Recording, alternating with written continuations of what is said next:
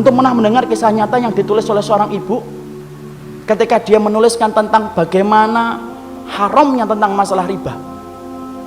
Dia cerita, kami dulunya adalah keluarga yang baik, mengisi kegiatan kami setiap waktunya dengan mencari ilmu. Sampai satu waktu suami saya kepentok bisnisnya dan berkata, "Dek, ini kelihatannya bisnis kita ini tidak akan pernah besar kalau kita tidak pinjem. Modal kita cekak, bisnis kita tidak akan besar ini kalau kayak gini." Akhirnya kemudian sang istri berkata, "Ya sudah mas, cari itu. Carilah suami pinjaman yang tidak bersentuhan dengan riba." Karena dia sudah ngerti ilmunya, sudah paham riba itu merupakan sesuatu yang sangat dibenci sampai dipermaklumkan perang oleh Allah dan Rasulnya.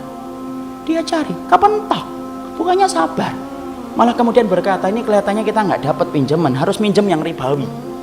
Istrinya yang sama-sama sudah ngaji berkata kepada suaminya, "Ya sudah mas, pinjem aja kalau memang itu terpaksa." Nah kita ini gampang sekali ngomong darurah. Nanti tutup dengan sholat, banyak sedekah. Riba mah tidak bisa ditutup dengan sholat dan tidak sedekah. Emang antum kira dengan kemudian riba setelah itu sedekah, kemudian sedekah antum diterima? Tidak diterima sedekah orang yang dari riba. Jangan dianggap remeh riba itu ikhwan. Karena kalau kita nggak ngingetin ini, rusak negara kita ini gara-gara riba. Karena Allah permaklumkan perang.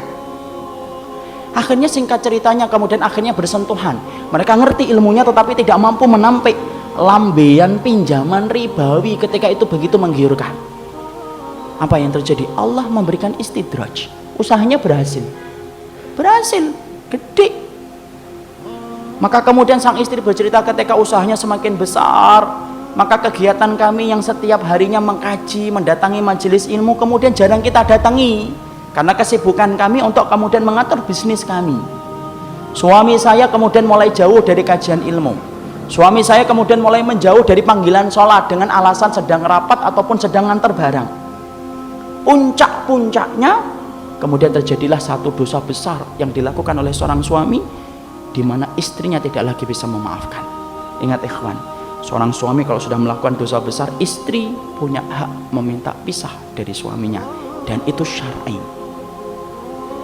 Maka suaminya melakukan dosa besar, akhirnya apa? Tidak bisa dimaafkan. Akhirnya apa? Kapal rumah tangga itu karam, tenggelam.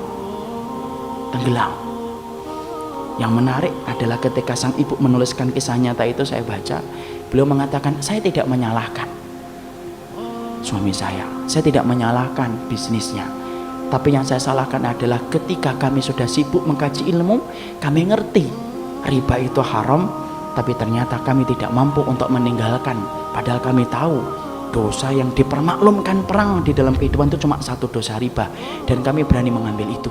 Sampai kemudian akhirnya Allah memberikan musibah dalam kehidupan.